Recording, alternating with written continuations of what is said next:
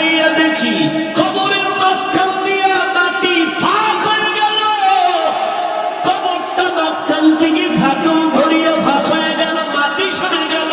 আমি নজর করিয়া দেখি আমার বিবির বুকের উপরে একটা দুধের বাচ্চা খেলতেছে, আমার বিবির বুকের উপরে খেলাধুলা করতেছে। আমি লাফ দিয়ে কবরে নামলাম,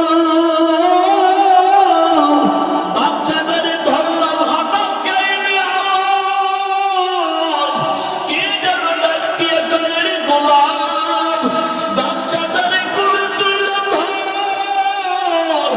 ওমর বসে আছে, হঠাৎ একজন আল্লাহর বান্দা একটা শিশু বাচ্চা কাঁধের মধ্যে নিয়ে কত আদর করতেছে।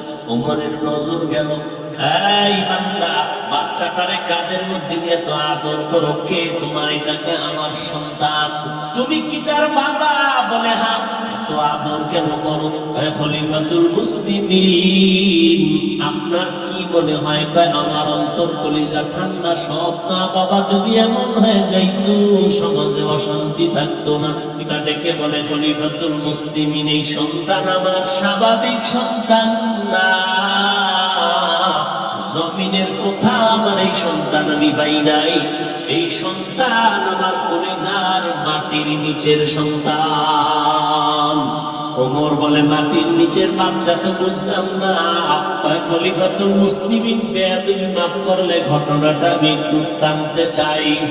শোনাও, মাটির নিচের বাচ্চা আবার কেমনে পাওয়া যায় এটা তো বুঝলাম না। বুঝো, আল্লাহর বান্দা বাচ্চা কাঁদে নিয়ে চোখের পানি ছেড়ে কাঁদে আর বলেন, ও খলিফাতুল মুসলিমিন,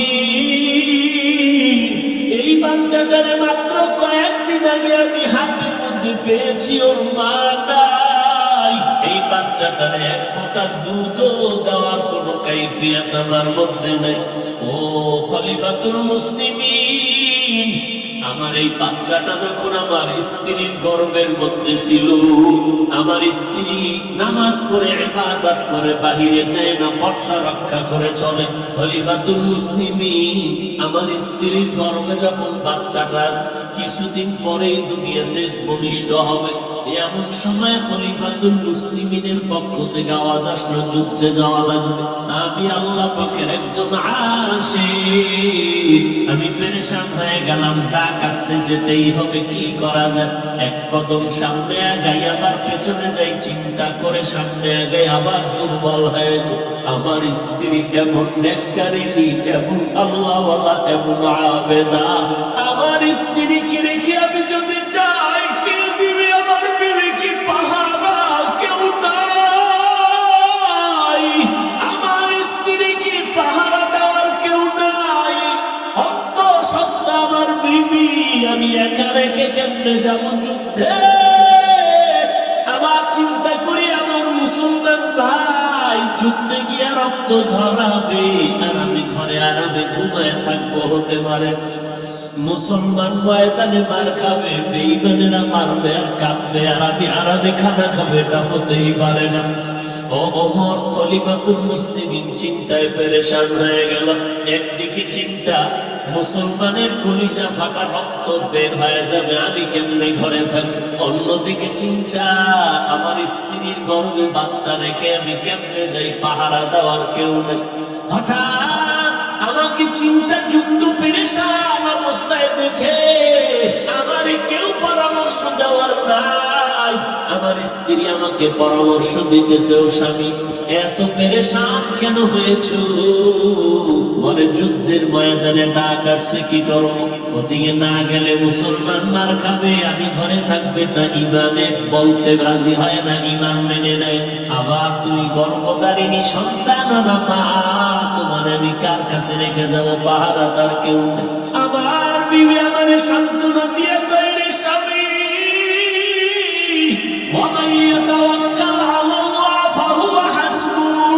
সেই বান্দা বান্দি আল্লাহর উপরে ভরসা করবে, আল্লাহ তাদের জন্য যথেষ্ট হয়ে যাবে। আমার স্ত্রী আমাকে সান্ত্বনা দিয়ে বলে, গো স্বামী আমার, আপনি আমার জন্য দোয়া করবেন, আল্লাহ কুদরতের মাধ্যমে আমাকে হেফাজত করবে, আপনি যান, প্রস্তুতি নেন। খলিফাতুল মুসলিমিন আমার বিবি এরকম সান্ত্বনা দিবে ভাবতেই পারি না রে। খলিফাতুল মুসলিমিন ওমর ডাক দিয়ে কইলে সেজদায় পড়িয়া শুকর আদায় করিও, এমন একজন নেককারিনী বিবি যদি পাও, কারণ এক হাতে কখনো তালি বাজে না, বিনা বাতাসে পানি নড়ে না। দুই দিকের সম্পর্ক আর মোহাব্বত যদি না থাকে, স্বামী আর স্ত্রীর মন যদি এক জায়গায় না হয়, ওই ঘরে ফুল বাগানে কখনো ফুল ফুটে না। এইবার দোয়া স্বামীরে সান্ত্বনা দিয়া বলে, স্বামী যুদ্ধের ময়দানে যাবেন, কারণ আমাকে পাহারা দেওয়ার থেকে যুদ্ধের ময়দানে আপনার ইমানের দাম বেশি, ইমানের মূল্য বেশি, ইমানের টাকা যা পূরণের যুদ্ধে যান। তবে আপনি আমার জন্য দোয়া করবেন, আল্লাহ যেন হেফাজত করেন, আমি যেন ধৈর্য ধারণ করে থাকতে পারি। আমার স্ত্রী আমাকে সান্ত্বনা দিয়া বলে, আপনি যুদ্ধের ময়দানে যান আর আমার জন্য দোয়া করবেন, আমাদের জন্য আমার আল্লাহ যথেষ্ট। যার কেউ নাই তার আছে আমার আল্লাহ। আমি যুদ্ধের জন্য রেডি হয়ে গেলাম। আমার স্ত্রী করবে বাচ্চা, আর দুনিয়াতে ভূমিষ্ঠ হওয়ার টাইম প্রায় কাছাকাছি হয়ে গেল। আমি যুদ্ধের জন্য স্ত্রীর সম্মতি নিয়ে রওনা। যাওয়ার বেলায় যখন আমি রেডি হয়ে বিদায় নিব, আহা কেমন স্ত্রী! আমার হাতটা ধরে কয় দাঁড়ান, ওই যান কয় যুদ্ধে যাই কয় দাঁড়ান, ওযু আসেনি কয় আছে, কয় গাট্টিটা রাখেন, 2 রাকাত সালাতুল হাজাত নামাজ পড়ে আল্লাহর কাছে দোয়া করে যাও। আমি নামাজে দাঁড়ায় গেলাম, দাঁড়াইয়া বললাম, ওরে মালিক, তোমার দ্বীনের ঝান্ডা উঁচু করার জন্য যুদ্ধের ময়দানে যাই, তুমি মেহেরবানি করে আমার স্ত্রীর গর্ভের বাচ্চাটারে হেফাজত করিও। দোয়া কইরা মোনাজাত ধরে কান্না করে রওনা। আল্লাহর বান্দা বলে, ওমরে ফারুক খলিফাতুল মুসলিমিন, আমি দোয়া করিয়া যুদ্ধে রওনা হয়ে চলে গেলাম। আল্লাহর হুকুম, আমি যুদ্ধ থেকে গাজী হইয়া কয়েকদিন পরে বাড়িতে রওনা। কিছুদিন হয়ে গেল। বাড়িতে আসার পর বাড়ির আঙ্গিনায় পাওটা রাখা মাত্রই দেখলাম শরীরটা একটা জিমানি দিল। হঠাৎ করে একটা আঘাত লাগলো, কেমন যেন কি যেন হয়ে গেল। আস্তে করে কদম দিয়ে ঘরের দরজায় গিয়ে দেখি ঘরের দরজায় তালা, ভেতরে আমার কেউ নাই। বারবার সালাম দিলাম, কেউ নাই। আমার পাশে আমার চাচাতো ভাইয়ের ঘর। চাচাতো ভাইকে দেখে বললাম, কই আমার বিবি কোথায়? আমার ঘর ওঠারা নাই কেন? আমি ভয় হঠাৎ করে তাকাইয়া দেখি চাচাতো ভাইয়ের চোখের পানিগুলো গাল বেয়ে বেয়ে পড়া শুরু হয়ে গেল। আমি বললাম, কেন কাঁদো? বল আমার বিবি কই? বলে, তুমি যুদ্ধে যাওয়ার পর ওই 1-2 দিন পরে তোমার বিবি দুনিয়া থেকে বিদায় হয়ে গেছে। তাই নাকি? বলে, হ্যাঁ। এরপরে আমরা দাফন কাফন করে দিলাম। খলিফাতুল মুসলিমিন ওমর শুনতেছে আর চোখের পানি ছাড়তেছে। আল্লাহর বান্দা ডাকিয়া কয়, খলিফাতুল মুসলিমিন, সন্ধ্যা হলো সময়। আমি আমার চাচাতো ভাইকে বললাম, চল আমার স্ত্রীর খবরটা কই দিছো, একটু জিয়ারত করে আসি, চল। আমার স্ত্রীর কবরের দিকে যখন আমার চাচাতো ভাইকে নিয়ে রওনা, কবরের কিনারায় গিয়ে দেখি কবরের ওই পুরা এলাকাটা আলো, নূরের আলো দেখা যায়, অন্ধকার নাই, পুরা আলো। আমি আমার ভাইকে জিজ্ঞাসা করলাম, এত আলো কেন? কয়, জানি না, যেদিন কবর দিলাম ওই দিন থেকেই সন্ধ্যা হলে আলো দেখা যায়, রাতের বেলা দেখা যায়, দিনে দেখা যায় না। আমি এবার কবরের কিনারায় গেলাম, গিয়ে দেখি ঠিক কবরের মধ্যখান থেকে একটা নূরের বাতি, আসমান পর্যন্ত আলো। এইভাবে একটা বাতি ঝলমল করে আলোকিত হয়ে গেল। আমি আমার ভাইকে বললাম, কবর খনন করার হাতিয়ার নেই, আমি কবরটা খনন করে দেখব এই আলো আমার স্ত্রীর কেন। খলিফাতুল মুসলিমিন আমার ভাইটা যখন গেল, দিয়া রান। হঠাৎ আমি তাকাইয়া দেখি কবরের মাঝখান দিয়া মাটি ফাঁক হয়ে গেল, কবরটা মাঝখান থেকে ফাটল ধরিয়ে ফাঁক হয়ে গেল, মাটি সরে গেল। আমি নজর করিয়া দেখি আবার বিবির বুকের উপরে একটা দুধের বাচ্চা খেলতেছে, আমার বিবির বুকের উপরে খেলাধুলা করতেছে। আমি লাফ দিয়ে কবরে নামলাম, বাচ্চাটারে ধরলাম, হঠাৎ গাইবে আওয়াজ, কে যেন ডাক দিয়ে কয়, রে গোলাম, বাচ্চাটারে কোলে তুইলা ধর, তুই তো যুদ্ধের ময়দানে যাওয়ার সময় বইলা গেছিলি নামাজ পড়িয়া, ও আল্লাহ আমার বিবির সন্তানটারে হেফাজত করিও। আল্লাহ তোর বাচ্চাটারে হেফাজত করেছে। ওই দিন যদি তুই বলতি, ও আল্লাহ তুমি আমার স্ত্রীকেও হেফাজত করিও, তাহলে তোর স্ত্রীটারও তুই জিন্দা পাইতি। তুই তো স্ত্রীর হেফাজতের দোয়া করো নাই, তুই দোয়া করছো স্ত্রীর গর্ভের বাচ্চাটারে হেফাজত করিও। ওই তোর বিবির হায়াত সীমানা শেষ, কবরের ডাক এসে গেছে। কবরে আসার পর তোমার সন্তান প্রসব হয়ে গেছে। ওমরে ফারুক কান্না করে, এই সন্তান কি সেই সন্তান? বলে হ্যাঁ, এটা আমার সেই কবরের নূরের বাতির ঝলমলওয়ালা সন্তান, আমার মালিকের কুদরতের সন্তান। আমি এই সন্তানটারে কোলে নিয়ে দৌড়াইতেছি, কাকে বড় হলে মা বলে ডাকবে? এই কালামে জিন্দা কুরআনে হাকীম, হিকমতে উলা ইয়াজালাসতু কদীম, জামিউল ইলম ফিল কুরআনে হাকীম, تقاصرت عنه وفهم الرجال। আমি হাফিজুর রহমানকে নাপাক পানির থেকে আজকে পাংশার চেয়ারে বসাইছেন, একজন পেছনে মিস্ত্রি আছে।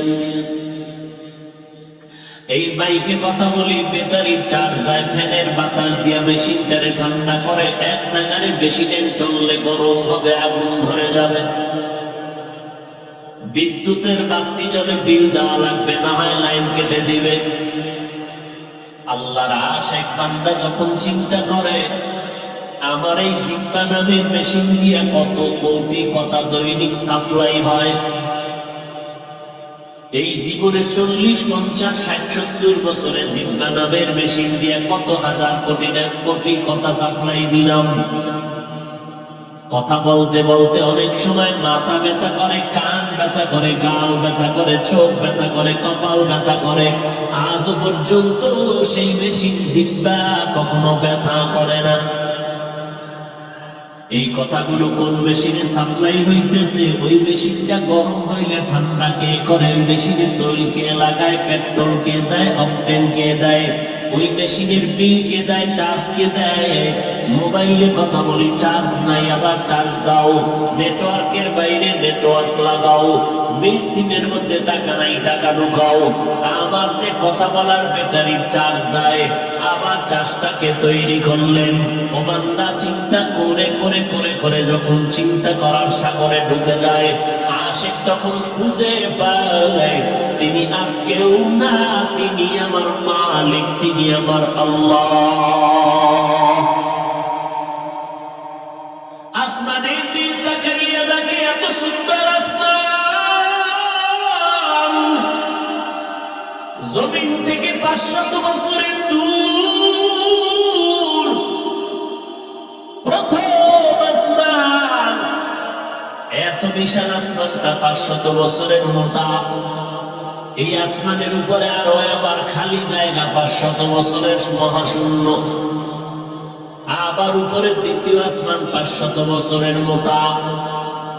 এইভাবে 7টা আসমান।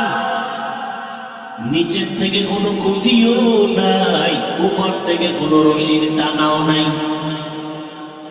এইভাবে টানাইয়া রাখলেন, সেট করে রাখলেন, নড়েও না চড়েও না। আবার এইভাবে 7টা জমিন বানাইছেন। এত বিশাল জমিনের নিচে পানি, এর নিচে আবার জমিন, আবার পানি, আবার জমিন, আবার পানি।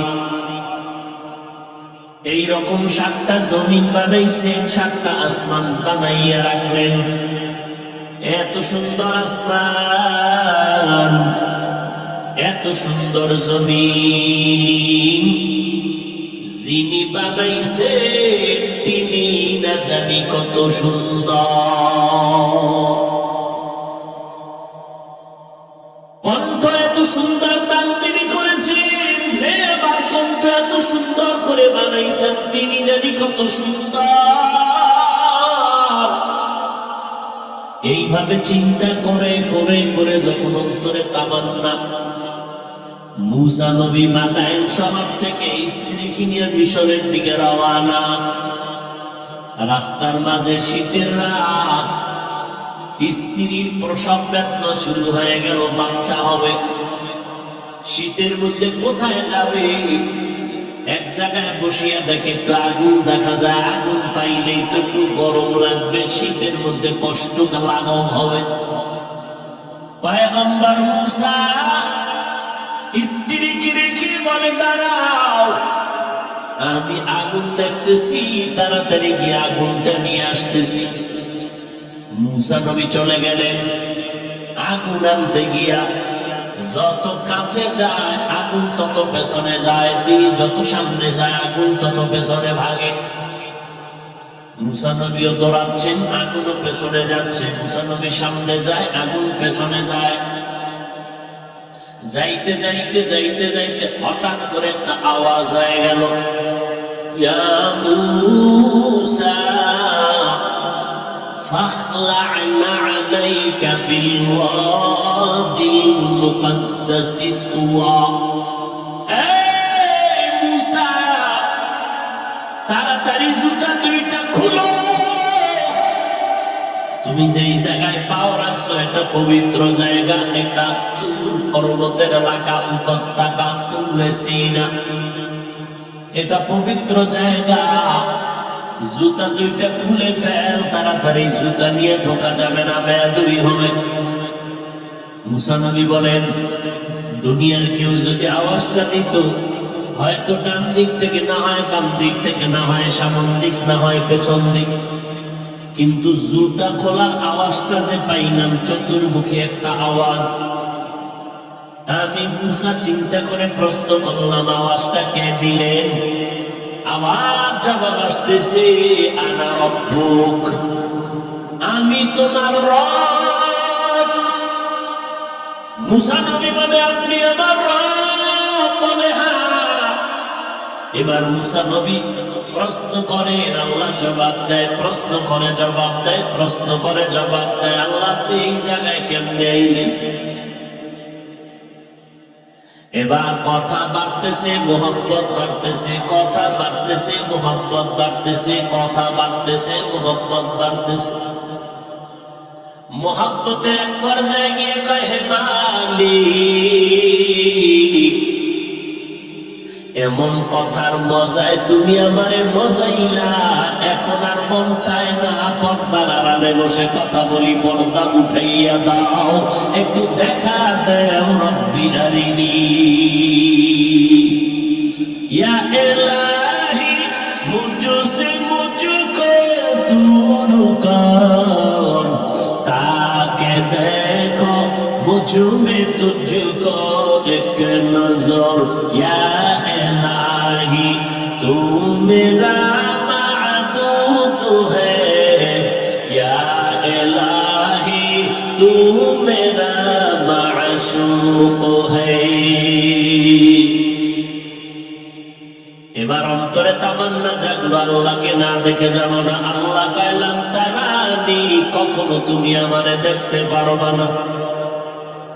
মুসা নবী বারবার আবদার করে, আল্লাহ একটু দেখা দাও। আল্লাহ কয়, দেখার মতো পাওয়ার তোমার চোখের মধ্যে নাই। মুসা নবী সহ্য করতে পারে না।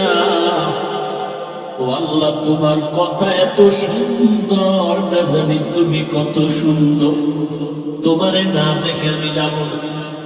ওদিকে বিবি বসে আছে, খবর নাই। মাওলা পাকের মোহাব্বত তার অন্তরে গালেব হয়ে গেল। আল্লাহ কয় দেখতে পারবি না, আল্লাহ কয় মুসা কয় না দেখে যাব না। বন্তরে মোহাব্বত গালেব হয়ে গেছে।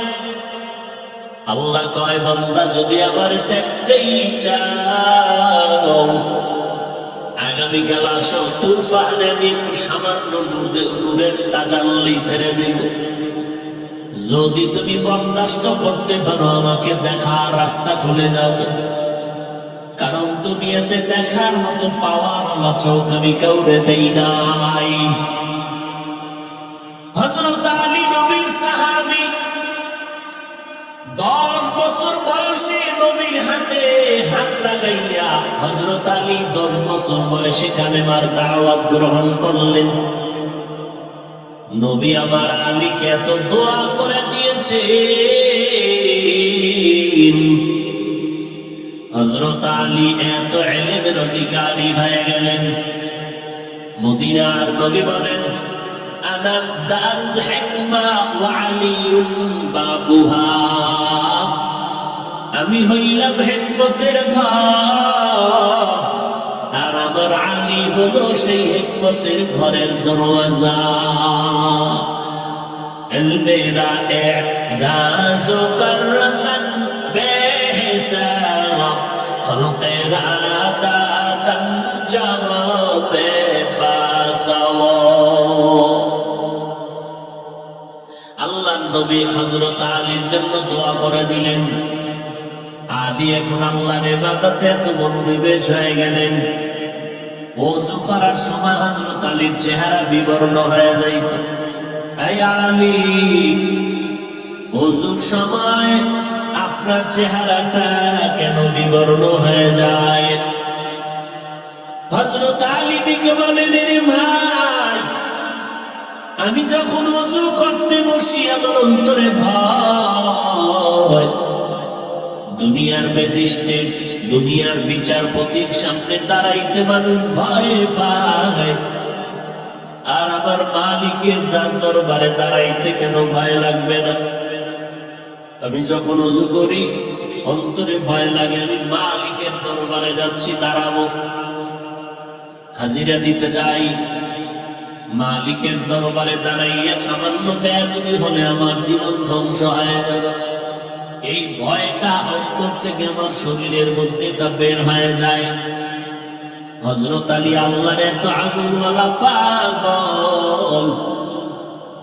একজনে জিজ্ঞাসা করে, আলী তুমি কার ইবাদত করো? হযরত আলী বলেন, আমি আমার মালিক আল্লাহর ইবাদত করি। জিজ্ঞাসা করে, তুমি আল্লাহর ইবাদত করো, বলো আল্লাহকে দেখছনি? হযরত আলী দেখে বলে, রে ভাই, আমি আলী এমন আল্লাহর ইবাদত করি না যে আল্লাহকে আমি আলী দেখি না। আমি আলী এমন আল্লাহর ইবাদত করি না যে আল্লাহকে আমি দেখি না। আমি আল্লাহকে দেখে দেখে দেখে দেখে আমি আল্লাহর ইবাদত করি। মদিনার নবী বলেন, আনতা আবুদাল্লাহ কাআন্নাকা তারা, ফাইন লাম তাকুন তারা ফাইন্নাহু ইয়ারা। ও বান্দা, তুমি আল্লাহর ইবাদত এমন ভাবে করো যেন তুমি আল্লাহকে দেখতে পাও। আল্লাহকে যদি দেখতে পাও, তুই কি দেখবি? আমার আল্লাহর তো আওয়াজ নাই, লাহান নাই, কোন আকৃতি নাই, কি দেখবি? হিচে কাসদার মুলকে ও আম্বাজ নেই, হিচে কাসদার মুলকে ও আম্বাজ নেই, কৌলে উরা লাহনে নেই, আওয়াজ নেই। আল্লাহর কোনো আওয়াজ নাই, কোনো লাহান নাই, কোনো আকার নাই, কোনো আকৃতি নাই, দেখবি কি? দেখবে কি? এক তো দেখা যায় না, যদি দেখার রাস্তা খুলে তো দেখবে কি? আলী কয় আমি আল্লাহরে না দেখা ইবাদত করি না। ওদিকে নবী কয় হাদিসে জিবরাইলে, বান্দা তুমি আল্লাহর ইবাদত এমন ভাবে করো যেন তুমি আল্লাহরে দেখে দেখে ইবাদত করো। ও আল্লাহ নবী, এক তো আল্লাহরে দেখা যায় না, যদি দেখে করি তো আল্লাহরে দেখবো কি? আওয়াজ নাই, লাহান নাই, কিছুই নাই। কয় বান্দা এটা অনুভব করার জিনিস, সেটা ভাষা দিয়ে বোঝানোর জিনিস না। তেরা আয়না আলো মে রঙ্গ হে, जिधर दिखता हो उधर तू ही तू है। तेरा आईना आलों में रंग बू है, जिधर दिखता हो उधर तू ही तू है। আল্লাহ দেখার আয়না গোটা দুনিয়া, আসমানের দিকে তাকা, আমার আল্লাহ দেখার আয়না।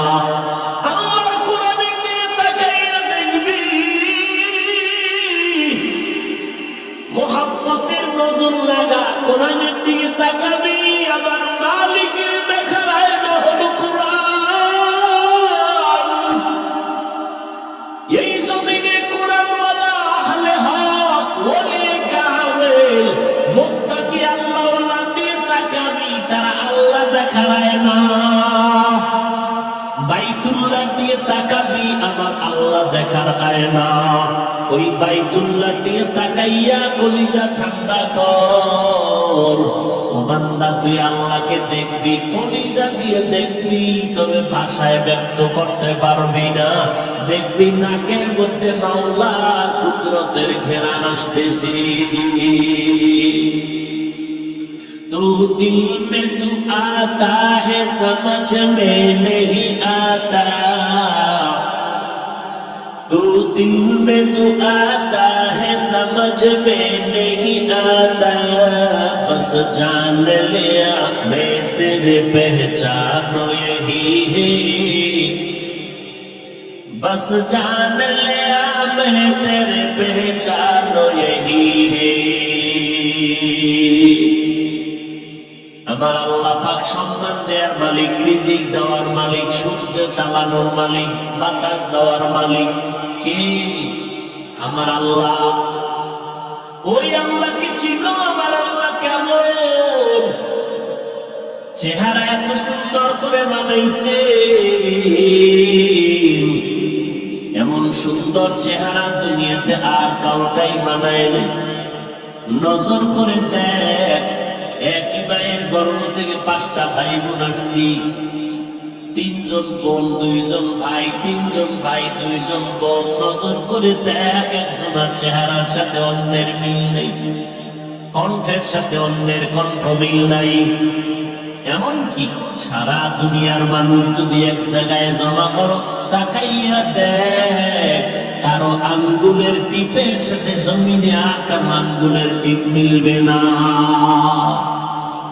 तेरे कुदरत दादी बरकमाल, अंता रब्बी अंता हस्बी जुल जलाल, तू ही कादिर जलीलुल्लाह जहादर, बहर हाले तू ही मेरा निगहदार।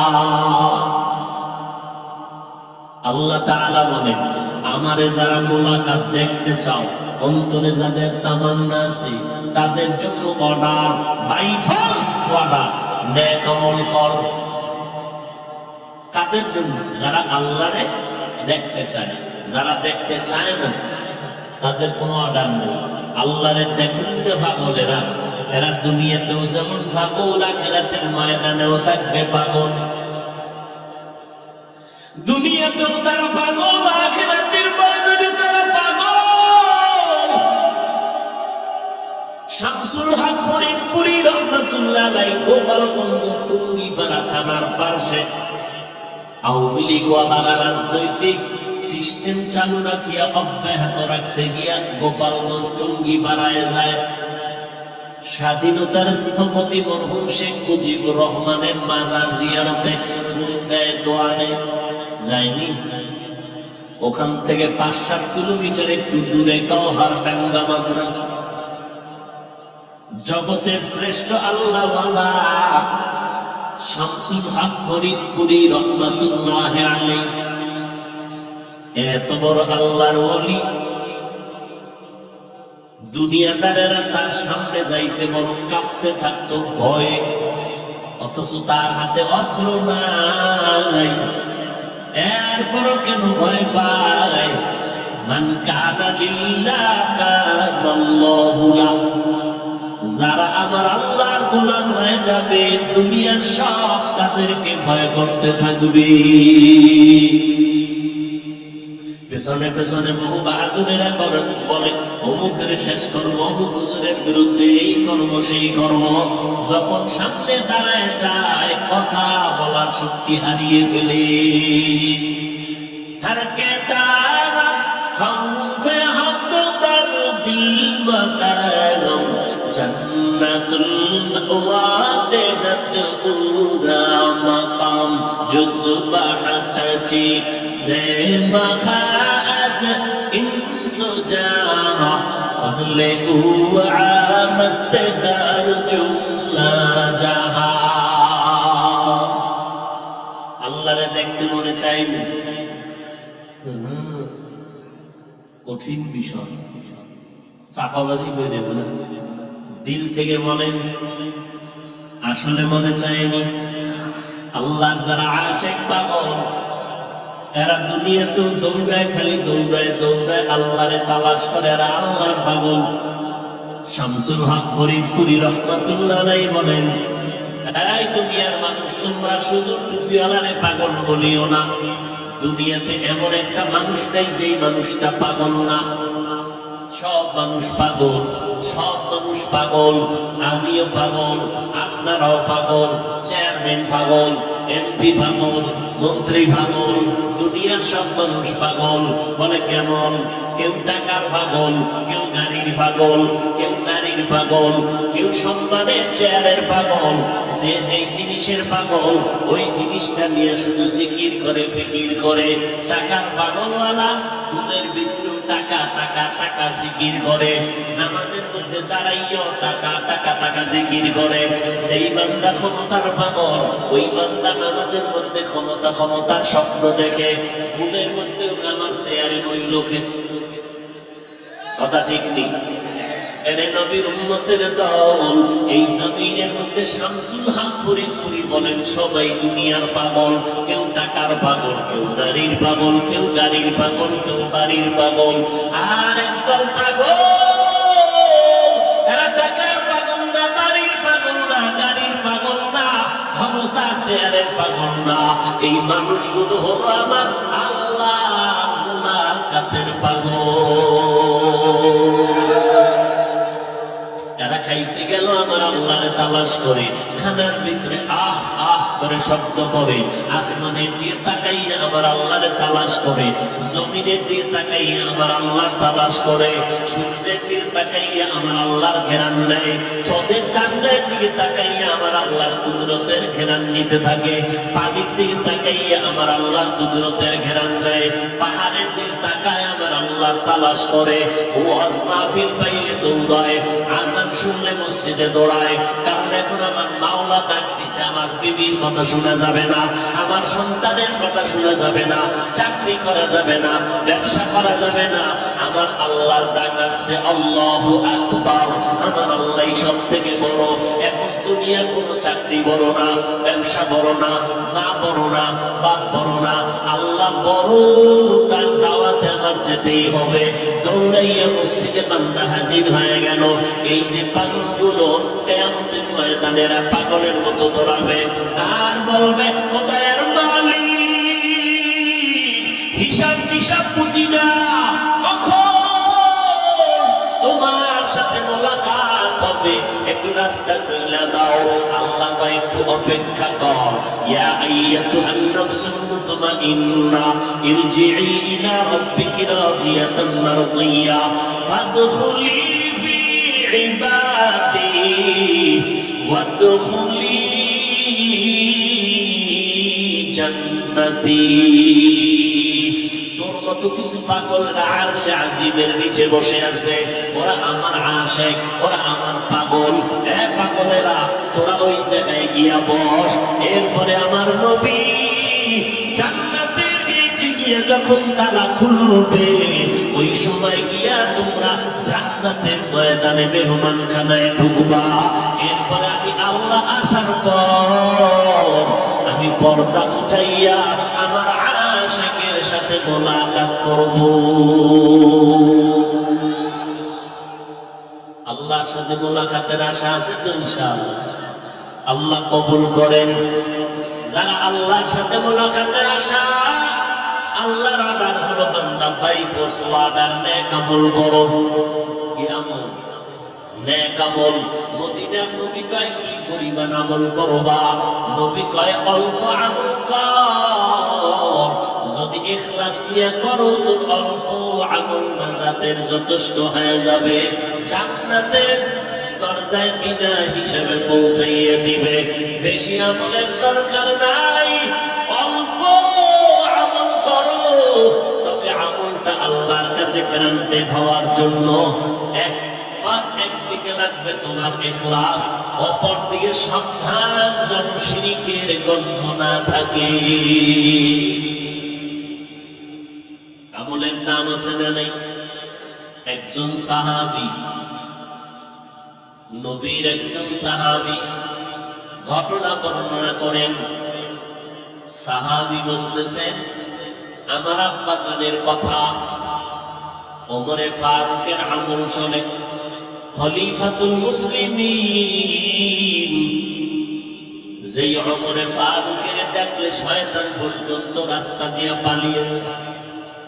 কেমন একটা মানুষ, চিন্তা করেন, শয়তান পালাইয়া যায় কেমন হয়। আর আঙ্গ পাংসার একজন সালাক বাঙালি কয়, হুজুর শয়তান আমারও দেখলে ভালায়। কেন? কয় ওর থেকে বড় শয়তান আমি। ওমরেরও দেখলে শয়তান পালায়, আর আপনারও শয়তান দেখলে পালায়। আমার এই এলাকায় দরকার নাই, আমার যত আকামের কাজ এই মহাপণ্ডিত চালায় যাইতেছি, আমি তারে খেলাফত দিয়ে দিলাম, তুমি আকাম করতে থাকো, আমার আসার দরকার নেই, আমি বিজি আছি, অন্য এলাকায় যাই।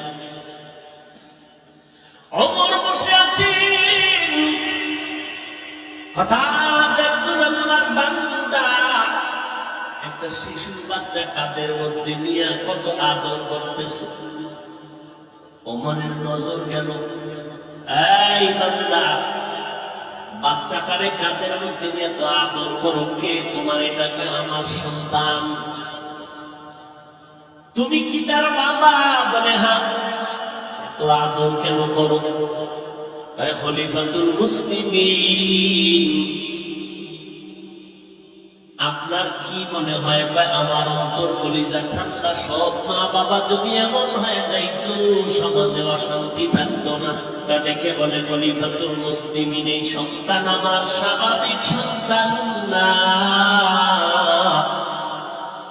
জমিনের কথা আমার এই সন্তান আমি পাই নাই, এই সন্তান আমার কলিজার মাটির নিচের সন্তান। মাটির উপরে না নিচে কথা হয় না। একজনে কয়, বাচ্চা একটা পাইছে, ভাই কয় তুমি এত আদর করো কেন? কয়টা মেয়া, এটা আমি ঘরে পাই নাই, তুই পেয়েছি ট্রাকের তলে। কোথায় পাইছি? ট্রাকের নিচের সন্তান। বলে কেমনে পাইলাম? ময়মনসিংহ থেকে ঢাকা আসার রাস্তা, হাইওয়ে রোড, 4 লাইনের পর সেকেন্ডের মাথায় গাড়ি ধুনায়, হঠাৎ করিয়া তিনজন মানুষ রাস্তার পারে দাঁড়ায় গেল। এপার থেকে ওপার যাবে, মাঝখানে কন্যা সন্তান, এক পাশে বাবা, এক পাশে মা। তিনজনের হাতে হাতটা লাগাইয়া যখন রাস্তা পাড়ি দেওয়ার জন্য বিশ্ব রোডে কয়েকটা কদম দিয়ে সামনে গেল। সামনে কদম দেওয়ার পর মাঝ বরাবর যাওয়ার পরে না ওপার যেতে পারলো না এপার যেতে পারলো, ট্রাক দ্রুত গতিতে এসে চাপ মারল। কয়েক মাস আগে এই ঘটনা রে বাবা, ময়মনসিংহ এলাকায় ট্রাকের চাপে মা মারা গেল, বাবাও মারা গেল, কন্যাটাও মারা গেল। কিন্তু আল্লাহ পাকের কুদরত, ওই মহিলার গর্ভে ছিল একটা বাচ্চা। ট্রাকের চাপে পড়ে বাচ্চাটা বের হয়ে গেল, মা মারা গেল, কন্যা মারা গেল, ওই কন্যা বাবা মারা গেল, তিনজন কেউ নাই। কিন্তু গর্ভ থেকে বাচ্চাটা বের হয়ে গেল ট্রাকের চাপে পড়ে। আজও পর্যন্ত সে বাচ্চাটা এখনো জিন্দা। কত মানুষ গেল বাচ্চাটারে আমার দে, আমি বাচ্চাটারে লালন পালন করি, কত টাকা চাও রে। এটা মাওলার কুদরতে কত মজার একটা বান্দি পেয়ে গেছি আমার দিয়া। মা মারা গেল, সন্তানরা মারা গেল, বাবায় মারা গেল, কিন্তু গর্ভের বাচ্চাটারে কে বাঁচায় রাখলেন? ওই বাচ্চাটা সামান্য একটু হালকা আঘাত পেয়েছে হাতের মধ্যে। এই বাচ্চা একদিন বড় হয়ে যাবে, বড় হইয়া যাওয়ার পরে যখন দেখবে ওর মতো বাচ্চারা ডাইনে ভাবে আম্মু আম্মু কয়ে ডাকে, আব্বু আব্বু বলে ডাক দেয়, তখন বাচ্চাটার কলিজার মধ্যে পার মারবে, ধাক্কা দিন, আমার আব্বু কই, আমার আব্বু কই, আমার এত কোনো আব্বু এসে কোলে নিল না, আমার তো কোনো মা এসে কোলে নেয় না, আমি কি এতিম, আমার কে দিবে মায়ের আদর, কে দিবে বাবার আদর? ওই বাচ্চাটা এতিম। ওমর ডাক দিয়ে কয়, ও বাবা, তুমি কাঁধের মধ্যে সন্তানটা নিয়ে কেন এত আদর দাও? এটা জমিনের উপরের কোন সন্তান না, এটা মাটির নিচের বাচ্চা আমার। ওমর বলে, মাটির নিচের বাচ্চা তো বুঝলাম না। কয়, খলিফাতুল মুসলিমিন বেয়াদবি মাফ করলে ঘটনাটা বিদ্যুৎ টানতে চাই। কয়, শোনাও, মাটির নিচের বাচ্চা আবার কেমনে পাওয়া যায় এটা তো বুঝলাম না, বুঝলাম না। আল্লাহর বান্দা বাচ্চা কাঁদে নিয়ে চোখের পানি ছেড়ে কাঁদে আর বলে, না খলিফাতুল মুসলিমিন, এই বাচ্চাটারে মাত্র কয়েকদিন আগে আমি হাতের মধ্যে পেয়েছি, ওর মা নাই। এই বাচ্চাটারে এক ফোঁটা দুধও দেওয়ার কোন কাইফিয়ত আমার মধ্যে নেই। ও খলিফাতুল মুসলিমিন, আমার এই বাচ্চাটা যখন আমার স্ত্রীর গর্ভের মধ্যে ছিল, আমার স্ত্রী নামাজ পড়ে ইবাদত করে বাহিরে যায় না, পর্দা রক্ষা করে চলে। খলিফাতুল মুসলিমিন, আমার স্ত্রীর গর্ভে যখন বাচ্চাটা কিছুদিন পরেই দুনিয়াতে ভূমিষ্ঠ হবে, এমন সময় খলিফাতুল মুসলিমিনের পক্ষ থেকে আওয়াজ আসলো, যুদ্ধে যাওয়া লাগবে। আমি আল্লাহ পাকের একজন আশিক, আমি পেরেশান হয়ে গেলাম, ডাক আসছে, যেতেই হবে, কি করা যায়? এক কদম সামনে আগাই আবার পেছনে যাই, চিন্তা করে সামনে আগাই আবার দুর্বল হয়ে যায়। আমার স্ত্রী এমন নেককারিনী, এমন আল্লাহওয়ালা, এমন আবেদা, আমার স্ত্রীকে রেখে আমি যদি যাই, কে দিবে আমার বিবিকে পাহারা? কেউ নাই। আমার স্ত্রীকে পাহারা দেওয়ার কেউ নাই, অন্তঃসত্ত্বা আমার বিবি, আমি একা রেখে কেউ চিন্তা করি আমার মুসলমান ভাই যুদ্ধে গিয়া রক্ত ঝরাবে আর আমি ঘরে আরামে ঘুমায় থাকবো, হতে পারে। আমার ভাই জেলখানার খানা খাবে আর আমি আরামে ঘুমাবো, এটা হতেই পারে। মুসলমান শয়তানে মার খাবে, বেঈমানেরা মারবে আর কাঁদবে আর আমি আরামে খানা খাবো, এটা হতেই পারে না। ও ওমর খলিফাতুল মুসলিমিন চিন্তায় পেরেশান হয়ে গেল। একদিকে চিন্তা মুসলমানের কলিজা ফাটা রক্ত বের হয়ে যাবে, আমি কেমনে ঘরে থাকি। অন্যদিকে চিন্তা আমার স্ত্রীর গর্ভে বাচ্চা রেখে আমি কেমনে যাই, পাহারা দেওয়ার কেউ নেই। হঠাৎ আমাকে চিন্তাযুক্ত পেরেশান অবস্থায় দেখে আমারে কেউ পরামর্শ দেওয়ার নাই। আমার স্ত্রী আমাকে পরামর্শ দিতেছে, ও স্বামী এত পেরেশান কেন হয়েছো? বলে যুদ্ধের ময়দানে ডাক আসছে, কি করো? জিহাদের ময়দানে। বলে কি করি? ওদিকে না গেলে মুসলমান মার খাবে, আমি ঘরে থাকবে, তা ইমানের বলতে রাজি হয় না, ইমান মেনে নেয়। আবার তুমি গর্ভধারিণী সন্তান আলা মা, তোমার আমি কার কাছে রেখে যাবো? পাহারাদার কেউ নেই। আবার বিবি আমারে সান্ত্বনা দিয়ে কয়, রে স্বামী ওয়া মান ইয়াতাওয়াক্কাল আলাল্লাহ ফাহুয়া হাসবুহ, যেই বান্দা বান্দে আল্লাহর উপরে ভরসা করবে আল্লাহ তাদের জন্য যথেষ্ট হয়ে যাবে। আমার স্ত্রী আমাকে সান্ত্বনা দিয়ে বলে, ও স্বামী আমার, আপনি আমার জন্য দোয়া করবেন, আল্লাহ কুদরতের মাধ্যমে আমাকে হেফাজত করবে। আপনি যান, প্রস্তুতি নেন। খলিফাতুল মুসলিমিন আমার বিবি এরকম সান্ত্বনা দিবে ভাবতেই পারি নাই রে। খলিফাতুল মুসলিমিন ওমর ডাক দিয়ে কয়, সিজদায় পড়িয়া শুকর আদায় করিও। এমন একজন নেককারিনী বিবি যদি পাও, কারণ এক হাতে কখনো তালি বাজে না, বিনা বাতাসে পানি ধরে না। দুই দিকের সম্পর্ক আর মোহাম্মত যদি না থাকে, স্বামী আর স্ত্রীর মন যদি এক জায়গায় না হয়, ওই ঘরে ফুল বাগানে কখনো ফুল ফুটে না। কত স্বামীরা নামাজ পড়তে চায়, স্ত্রী পড়তে দেয় না। এর পর্দার আড়ালের আম্মা জানেরা, ও আম্মা জান, মাইকেরা শুনতেছেন, আপনারা নবীদের মা, সাহাবায়ে কেরামের মা, আউলিয়া কেরামদের মা, খাজা মঈনুদ্দিনের মা,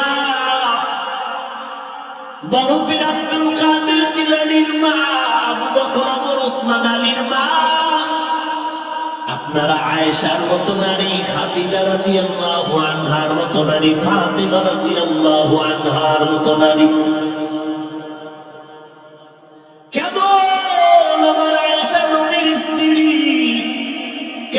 খাদিজা নবীর স্ত্রী। আয়েশা বলেন, আমি 6 বছরে নবীর সাথে আমার বিবাহ। কয় বছরে? মোনাজাত দিয়ে দিন, জোরে কণ্ঠ হলো, কয় বছরে? কার বিয়ে কার সাথে? আম্মা জান আয়েশার বিয়ে নবীর সাথে। 6 বছরে বিয়ে। আয়েশা বলেন, আমি 9 বছর বয়সে নবীর ঘরে গেলাম। 18 বছর বয়স যখন হয়, আমার নবী বিদায় নিয়ে চলছেন। আমি আয়েশার 18 বছর, আমার নবী নাই, নবী বিদায়। আমি নবীর ঘর করলাম মাত্র কয় বছর গেছে? হিসাব গেছে 6 বছর। এমন ফিডা দরকার। 6 বছরে বিয়া, 9 বছরে নবীর ঘরে আসছে, 18 বছরে নবী বিদায়।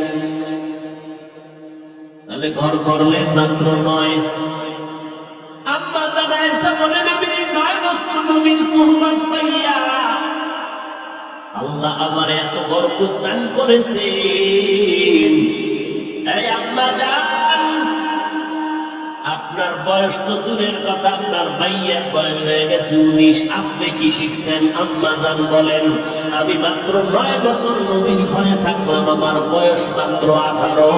আল্লাহ তাআলা আমাকে নবীর দোয়ায় এত ইলম দান করেছেন, আমি আয়েশা 2000 হাদিসের উপরে হাফেজা হয়ে গেছি।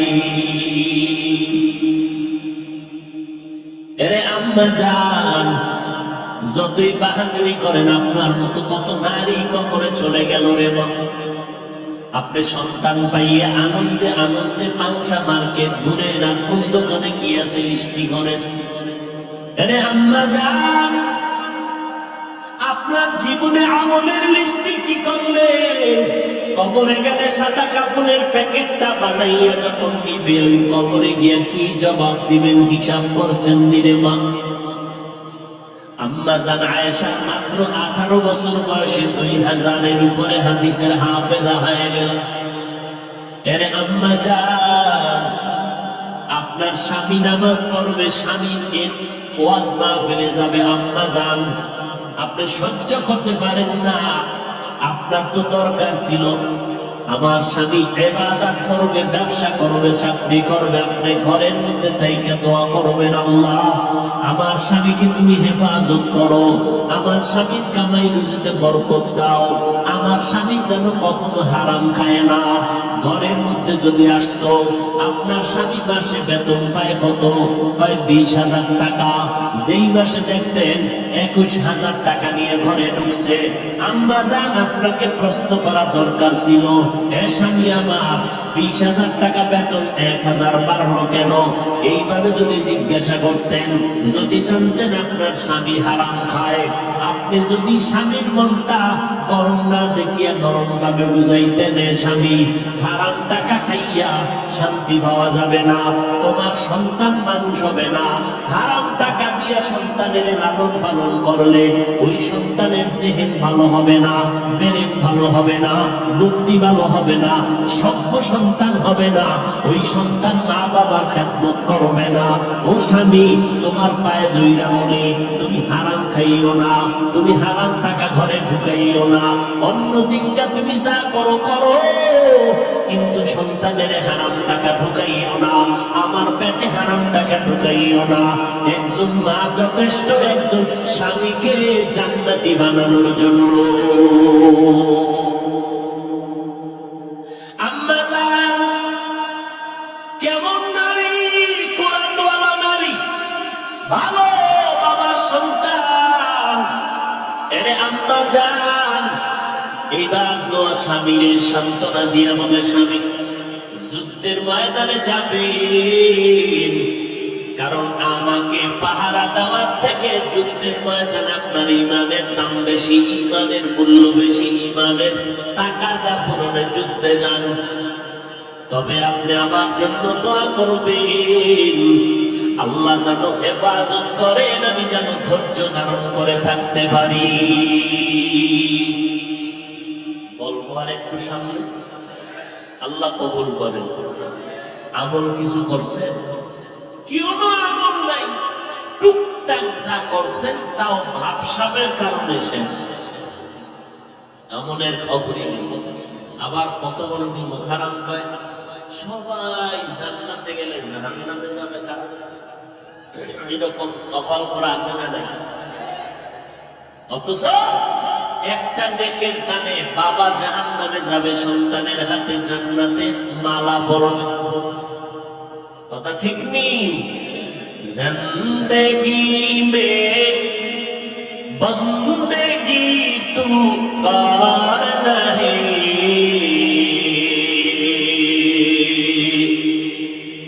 जिंदगी में बंदगी तू कार नहीं, जिंदगी में बंदगी शर्मिंदा है, जिंदगी पे बंदगी शर्मिंदा है आए थे हम कुछ न कुछ खरीदने को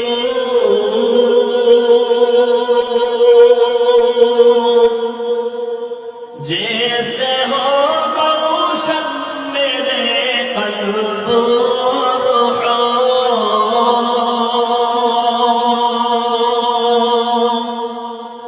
आए थे हम कुछ न कुछ खरीदने को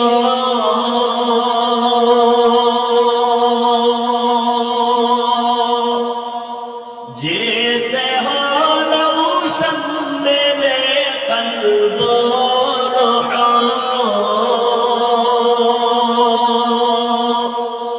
वरना कोई चारा तो जहां में नहीं वरना कोई चारा तो जहां में नहीं जिंदगी में बंदगी तू करना है जिंदगी में बंदगी तू करना है जिंदगी पे बंदगी शर्मिंदा है जिंदगी पे बंदगी शर्मिंदा है खराब लगे अल्लाह कबूल करे আর জোরে বলেন जिंदगी में बंदगी कुल बंदगी जिंदगी में बंदगी शर्मिंदगी ওরে আল্লাহর গোলাম আল্লাহর বান্দি সহযোগিতা করেছে এই জন্যই তো আল্লাহ বলেছেন হুন্না লিবাসুল লাকুম ওয়া আনতুম লিবাসুল লাহুন্না আমি আল্লাহ স্ত্রীকে স্বামীর ইমানের পোশাক বানায় দিলাম আর স্বামীকে স্ত্রীর জন্য পোশাক বানায় দিলাম দুইজনে এক অন্যের ইমানের কি পোশাক স্ত্রী যদি উল্টা পাল্টা হয় স্বামীর ইমান দুর্বল স্বামী যদি উল্টা পাল্টা হয় স্ত্রীর ইমান বড় দুর্বল কারণ আমার শরীর আছে পোশাক নাই কেউ আমারে আর ভালো জানবে না আমার শরীরটা নিয়ে মানুষের সামনে যেতে পারবো না আমার ইমান আছে আমার স্ত্রী যদি সহযোগিতা না করিয়া ইমানের পোশাকটা কমপ্লিট করে না দেয় আমি মালিকের দরবারে দাঁড়াইতে পারবো না বড় লজ্জা লাগে এই জন্য বিয়া করার আগে দিনদার মহিলা বিয়া করবা ও বান্দা বিয়া করতে গিয়ে তুমি সব দেখলা মাইয়ার চেহারা কেমন গঠন কেমন লেখাপড়া কেমন বাড়ি গাড়ি কেমন বাবাই কি করে মা কি করে কিন্তু সব দেখলা একবারও জিগাইলা না মেয়েটা কোরআন পড়তে পারেনি মা নামাজ পড়তে পারেনি কারণ কোরআন বলা মাইয়া যদি ঘরে আনতা ওই কোরআনওয়ালা নারী শ্বশুর শাশুড়ি কোনোদিন কষ্ট দিত না স্কুলের মেয়ে আনো দুঃখ নাই কলেজের মেয়ে বিয়া করো দুঃখ নাই তবে কোরআনওয়ালা কন্যা ঘরে আনিও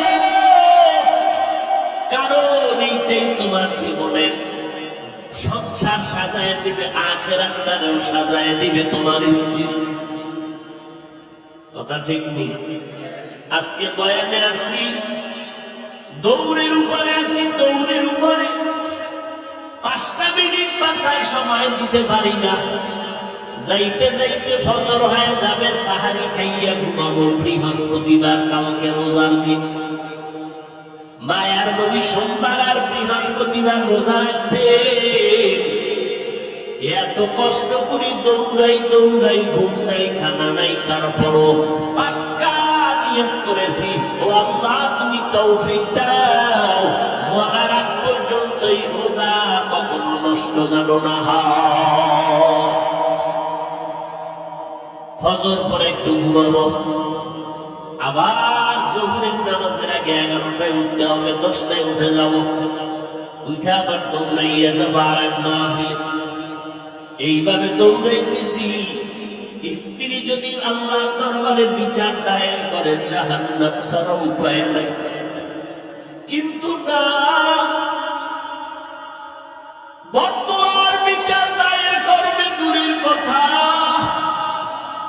বরং যায় নামাজ বসে কান্না করে আর বলে, হে মালিক, তুমি আমার স্বামীরে হেফাজত করো, দিনের খেদমতের জন্য কবুল করো।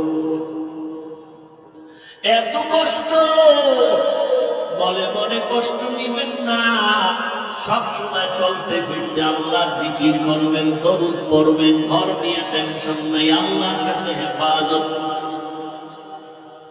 ওরে নবীর উম্মতেরা, স্ত্রী যদি সহযোগিতা না করে স্বামী একা এক ইসলামের লাইনে আগাইতে পারেন। এই জন্য কোরআনওয়ালা নারী ঘরে দাও, আর ওই গর্ভ থেকে যত সন্তান আসবে সব তোমার আদর্শ সন্তান আসবে। এরে নবীর উম্মতের দল।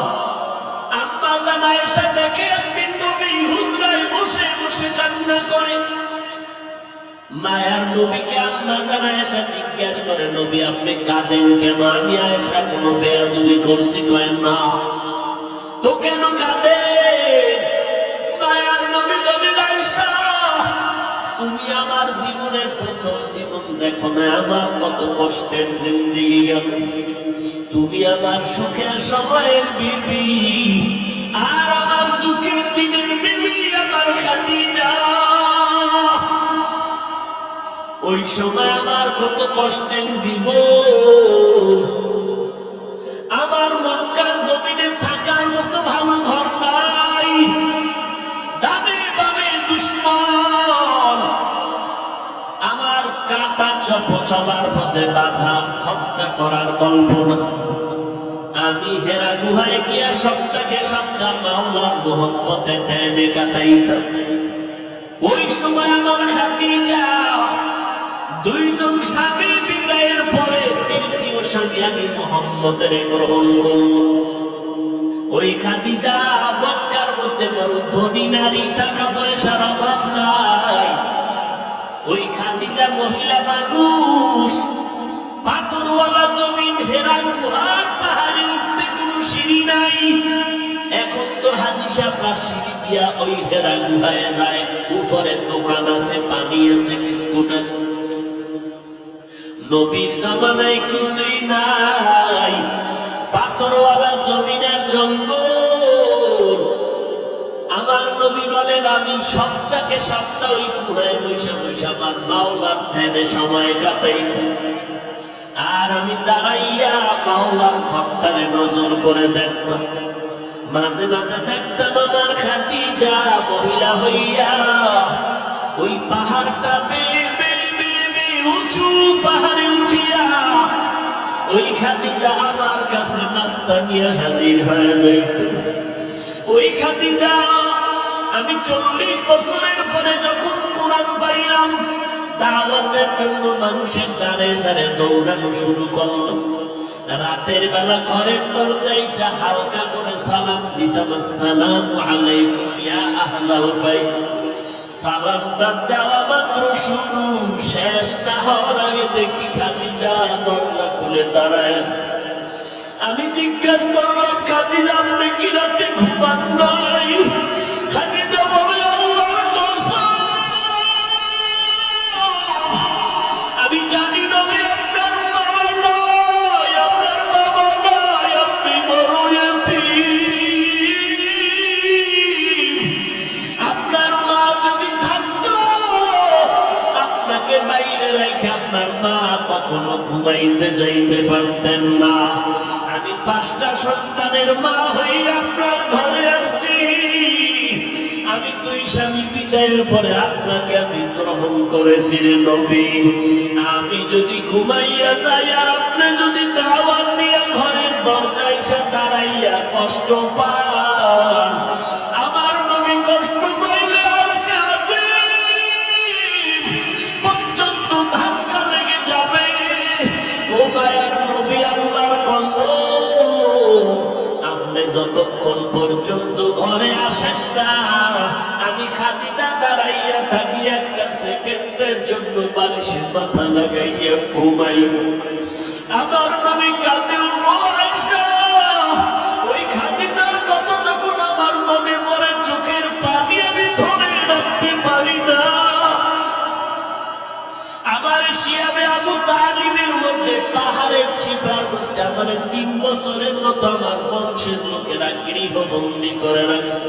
আমি মুহাম্মদের খানা দেয় না, রুটি দেয় না, পানির লাইন বন্ধ। আমি মুহাম্মদ গাছের পাতা চাবাইয়া চাবাইয়া কামকাইয়া খাইয়া আমার পেটের ক্ষুধা নিবারণ করতেছি। ওই সময় খাদিজা মক্কার বড় দামি নারী, কেউ তার উপরে কোনো বেজার না, কোনো হুলিয়া নাই, কোনো সীমাবদ্ধতা নাই। কিন্তু খাদিজা এত টাকা পয়সা থাকা সত্ত্বেও আমি মুহাম্মদের মহব্বতে আমার সাথে ওই জঙ্গল পাহাড়ের মধ্যে আইসা দিন কাটায়, রাত কাটায়, আর গাছের পাতা আমার সাথে চাবাইয়া চাবাইয়া খাইয়া খাদিজা আমার সাথে দিন রাত্র কাটায়, কষ্ট করে। আমি স্বামীর কষ্টগুলো খাদিজা ভাগাভাগি কইরা নেয়। এরে আল্লাহর বান্দা, এমন স্ত্রী কি পাইছো নিজে না খাইয়া স্বামীর খাওয়ানোর জন্য পাগল পারা হয়ে যাবে? ওরে স্বামী কামাই কইরা ঘরে আনে, ওই স্বামীরে যদি একটু আরামের খানা দিতে না পারি তো কে দিবে? ওরে মা বোনেরা, তোমরা যদি স্বামীকে মূল্যায়ন করো, তোমার ফ্যামিলি সবাই স্বামীরে সম্মান করবে। আমার নবী বলেন, আল্লাহকে ছাড়া অন্য কাউকে যদি সিজদা করা হালাল হইতো, আল্লাহ মহিলাদেরকে বলতেন স্বামীর কদমে সিজদা করো। যেহেতু সিজদা করা হালাল, এই জন্য আল্লাহ অর্ডার করেন নাই। ও নারীর দল, স্বামীর খেদমত করো, স্বামীর মাল হেফাজত করো। ওমরে ফারুকের সামনে আল্লাহর বান্দা দাঁড়ানো, মনে আছে? আল্লাহর বান্দা দাঁড়াইয়া বলে, আমার স্ত্রী আমাকে সান্ত্বনা দিয়া বলে, আপনি যুদ্ধের ময়দানে যান আর আমার জন্য দোয়া করবেন, আমাদের জন্য আমার আল্লাহ যথেষ্ট। যার কেউ নাই, তার আছে আমার আল্লাহ। স্ত্রী সান্ত্বনা দেওয়ার পরে স্বামী খুশি না বেজা? এরে আল্লাহর বান্দারা, আল্লাহর বান্দি সান্ত্বনা দেওয়ার পরে আল্লাহর বান্দা বলে, আমি যুদ্ধের জন্য রেডি হয়ে গেলাম, আমার স্ত্রী করবে বাচ্চা, আর দুনিয়াতে ভূমিষ্ঠ হওয়ার টাইম প্রায় কাছাকাছি হয়ে গেল। আমি যুদ্ধের জন্য স্ত্রীর সম্মতি নিয়ে রওনা। যাওয়ার বেলায় যখন আমি রেডি হয়ে বিদায় নিব, আহা কেমন স্ত্রী, আমার হাতটা ধরে কয় দাঁড়ান। কই যান? কয় যুদ্ধে যাই। কয় দাঁড়ান। ওযু আসেনি? কয় আছে। কয় গাট্টিটা রাখেন, 2 রাকাত সালাতুল হাজাত নামাজ পড়ে আল্লাহর কাছে দোয়া করে যান। আমি নামাজে দাঁড়ায় গেলাম, দাঁড়াইয়া বললাম, ওরে মালিক, তোমার দ্বীনের ঝান্ডা উঁচু করার জন্য যুদ্ধের ময়দানে যাই, তুমি মেহেরবানি করে আমার স্ত্রীর গর্ভের বাচ্চাটারে হেফাজত করিও। দোয়া কইরা মুনাজাত করে কান্না করে রওনা। আল্লাহর বান্দা বলে, ওমরে ফারুক খলিফাতুল মুসলিমিন, আমি দোয়া করিয়া যুদ্ধে রওনা হয়ে চলে গেলাম। আল্লাহর হুকুম, আমি যুদ্ধ থেকে গাজী হইয়া কয়েকদিন পরে বাড়িতে রওনা। কিছুদিন হয়ে গেল। বাড়িতে আসার পর বাড়ির আঙ্গিনা পাওটা রাখা মাত্রই দেখলাম শরীরটা একটা জীবাণী দিল। হঠাৎ করে একটা আঘাত লাগলো, কেমন যেন কি যেন হয়ে গেল। আস্তে করে কদম দিয়া ঘরের দরজায় গিয়ে দেখি ঘরের দরজায় তালা, ভেতরে আমার কেউ নাই। বারবার সালাম দিলাম, কেউ নাই। আমার পাশে আমার চাচাতো ভাইয়ের ঘর। চাচাতো ভাইকে ডেকে বললাম, কই আমার বিবি কোথায়, আমার ঘরওয়ালারা নাই কেন? আমি ভয় হঠাৎ করে তাকাইয়া দেখি চাচাতো ভাইয়ের চোখের পানিগুলো গাল বেয়ে বেয়ে পড়া শুরু হয়। আমি বললাম, কেন কাঁদো বল, আমার বিবি কই? বলে, তুমি যুদ্ধে যাওয়ার পর ওই 1-2 দিন পরে তোমার বিবি দুনিয়া থেকে বিদায় হয়ে গেছে। তাই নাকি? বলে, হ্যাঁ। এরপরে আমরা দাফন কাফন করে দিলাম। টেলিফোনেরও ব্যবস্থা নাই। আমরা তাড়াতাড়ি ভাবির কবরের আয়োজন করে দিলাম। জানাজা কমপ্লিট, কবরে দাফন হয়ে গেল। খলিফাতুল মুসলিমিন ওমর শুনতেছে আর চোখের পানি ছাড়তেছে। তারপরে কি হইল? আল্লাহর বান্দা ডাকিয়া কয়, খলিফাতুল মুসলিমিন, সন্ধ্যা হলো সময়। আমি আমার চাচাতো ভাইকে বললাম, চল আমার স্ত্রীর কবরটা কই দিছো, জিয়ারত করে আসি, চল। আমার স্ত্রীর কবরের দিকে যখন আমার চাচাতো ভাইকে নিয়ে রওনা, কবরের কিনারায় গিয়ে দেখি কবরের ওই পুরা এলাকাটা আলো, নূরের আলো দেখা যায়। অন্ধকার নাই, পুরা আলো। আমি আমার ভাইকে জিজ্ঞাসা করলাম, এত আলো কেন? কয়, জানি না, যেদিন কবর দিলাম ওই দিন থেকেই সন্ধ্যা হলে আলো দেখা যায়, রাতের বেলা দেখা যায়, দিনে দেখা যায় না। খলিফাতুল মুসলিমিন ওমর, আমি এবার কবরের কিনারায় গেলাম। গিয়ে দেখি ঠিক কবরের মধ্যখান থেকে নূরের বাতি, আসমান পর্যন্ত আলো। এইভাবে একটা বাতি ঝলমল করে আলোকিত হয়ে গেল। আমি আমার ভাইকে বললাম, কবর খনন করার হাতিয়ার নেই, আমি কবরটা খনন করে দেখবো এই আলো আমার স্ত্রীর কেন। আমার স্ত্রী তো আলো পাওয়ার কথা, ঠিক আছে, কারণ আমার বিবি নামাজ কাজা করে না, আমার সাথে কখনো বেয়াদবি কোনো আচরণ করে না। আমার চোখের দিকে তাকাই আমার বিবি কখনো কথা বলে না, আমার কথা মানার চেষ্টা করে। আমি ধর্মের কাজ করতে গেলে বাধা দেয় না, বরং সহযোগিতা করে, বুদ্ধি দেয়, ধৈর্য ধারণ করে। খলিফাতুল মুসলিমিন আমার ভাইটা যখন গেল ঘরের মধ্যে কবর খনন করার হাতিয়ার আনতে, হঠাৎ আমি তাকাইয়া দেখি কবরের মাঝখান দিয়া মাটি ফাঁক হয়ে গেল। কবরটা মাঝখান থেকে ফাঁকাও ভরিয়া ফাঁক হয়ে গেল, মাটি সরে গেল। আমি নজর করিয়া দেখি আমার বিবির বুকের উপরে একটা দুধের বাচ্চা খেলতেছে। আমার বিবির বুকের উপরে খেলাধুলা করতেছে। আমি লাফ দিয়ে কবরে নামলাম, বাচ্চাটারে ধরলাম। হঠাৎ গাইবে আওয়াজ, কে যেন ডাক দিয়ে কয়, রে গোলাম, বাচ্চাটারে কোলে তুলে ধর। তুই তো যুদ্ধের ময়দানে যাওয়ার সময় বইলা গেছিলি নামাজ পড়িয়া, ও আল্লাহ আমার বিবির সন্তানটারে হেফাজত করিও। আল্লাহ তোর বাচ্চাটারে হেফাজত করেছিলেন।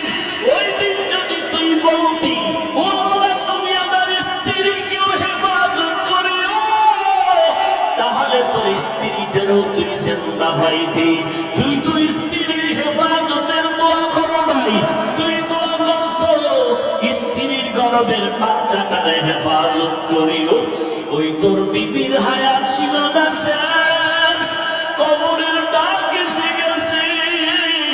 কবরে আসার পর তোমার সন্তান সব হয়ে গেছে। ওমরে ফারুক কান্না করে, এই সন্তান কি সেই সন্তান? বলে হ্যাঁ, এটা আবার সেই কবরের নূরের বাতির ঝলমলওয়ালা সন্তান, আমার মালিকের কুদরতের সন্তান। আমি এই সন্তানটারে কোলে নিয়ে দৌড়াইতেছি, কাকে বড় হলে মা বলে ডাকবে? ও পাঞ্চার মুসলমানেরা, কয়দিন আর বাহাদুরি করবি? ওই দুনিয়া কিছুই না রে বাবা, আল্লাহর মোহাব্বত নিয়ে তওবা করো, নেক আমল করো। নেক আমল অল্প করবা, মাওলার কাছে অল্প আমল যথেষ্ট হবে নাজাতের জন্য। এর যুবকেরা, ওই মা বাবার দোয়া নিয়ে সামনে আগাও। ও আল্লাহর বান্দারা, মনে করিও না নিজের কামালিয়া তার বাহাদুরি নিয়ে তুমি চলবা। আমলের লাইনে যত আগাও, অন্যের দোয়া ছাড়া কাজ হবে না। স্ত্রীর দোয়া স্বামীর জন্য, স্বামীর দোয়া স্ত্রীর জন্য, ভাই ভাইয়ের জন্য দোয়া, সন্তানের জন্য মা বাবার দোয়া।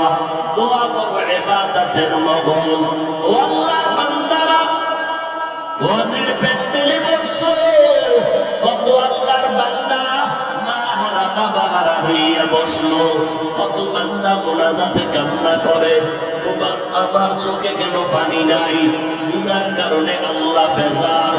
এর আল্লাহর বান্দা, ওই আল্লাহ বেজার হওয়ার কারণে আমার চোখে পানি আসে না রে বাবা।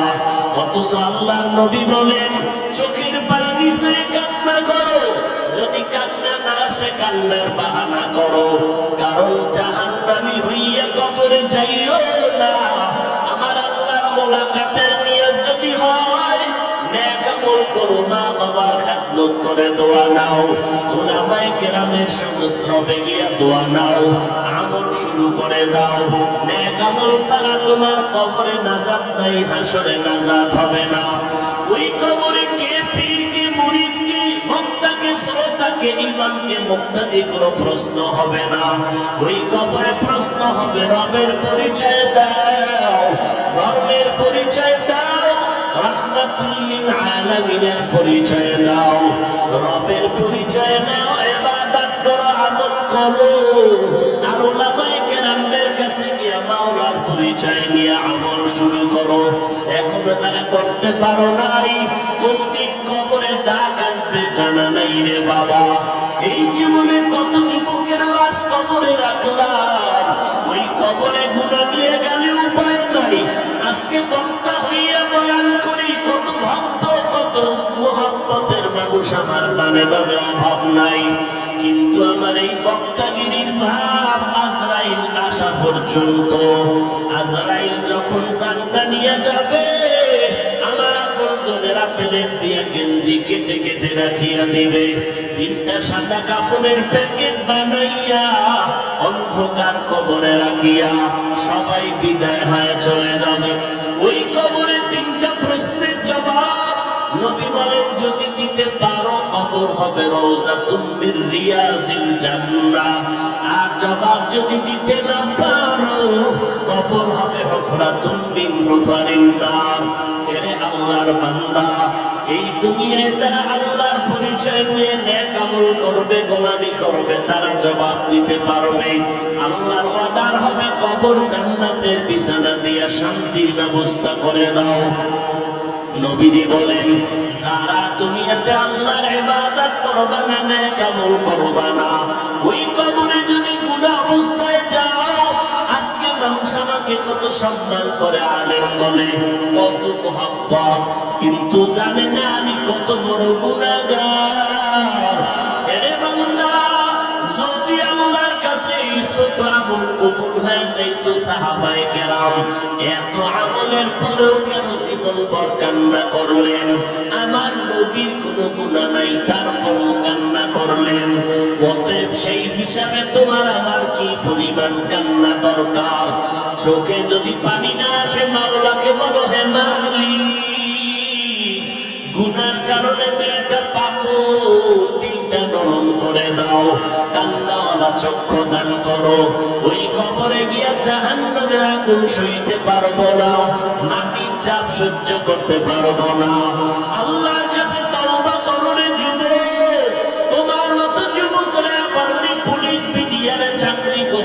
বেলার নামাজও বাদ দেয় না। তোমার মতো যুবকটাকে দেখো, আজকে ব্যবসা করে হারাম খায় না, এক নামাজও বাদ দেয় না। তোমার নিজে প্রশ্ন করো, তুমি কেন পারবা না?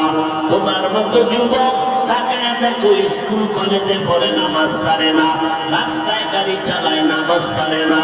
ও পর্দার আড়ালের মা বোনেরা, আল্লাহর কাছে তওবা করে নেন, স্বামীর খেদমত করেন, সন্তানগুলো আদর্শ মানুষ বানান, পাঁচ বেলার নামাজ পড়েন, আল্লাহর কাছে কান্না করেন, পিছনের গুনার জন্য তওবা করেন, আর মনে মনে ডাকেন, হে মালিক, এই ময়দানে আমার মতো গুনাহগার কেউ নাই, আজকে থেকে তওবার নিয়ত করে ফেললাম, মরিয়া গেলে যাব, আর কোনদিন নামাজ ছাড়বো না, বেপরদায় চলবো না, মা বাবাকে কষ্ট দিব না, ওলামায়ে কেরামের বিরুদ্ধে যাব না, নবীর তরিকা মানিয়ে চলবো, আর কখনো দেশ জাতির বিরুদ্ধে ষড়যন্ত্র করব না। হায়াতের মালিক আল্লাহ, রিজিকের মালিক আল্লাহ, ইজ্জতের মালিক আল্লাহ। ও মা বোনেরা, সন্তানদের যদি আদর্শ মানুষ বানাইতে চান, আপনাকে আদর্শওয়ালা হতে হবে, আপনার স্বামীকে আদর্শওয়ালা হতে হবে। না হয় যত হুজুরের বয়ান শোনাবেন, আপনারা যদি আদর্শবান না হন, সন্তান আদর্শবান বানানো কঠিন হয়ে যাবে। অতএব আল্লাহর কাছে আদর্শের জন্য দোয়া করেন, নবীর সুন্নতওয়ালা জীবন দান করার দোয়া করেন, আর পেছনের গুনাহ থেকে আল্লাহর কাছে ক্ষমা চান। সন্তান যুবকেরাও বলবো, মা বাবার থেকে দোয়া নাও, ওলামায়ে কেরামের দোয়া নিয়ে চলো, পেছনের গুনাহ থেকে তওবা করো, মরিয়া গেলে যাব, আজকে থেকে এক বেলার নামাজ ছাড়বো না, মা বাবার সাথে বেয়াদবি করবো না, দেশ ও জাতির বিরুদ্ধে ষড়যন্ত্র করবো না, আলেম ওলামাদের বিরোধিতা করে গুনাহগার হব না।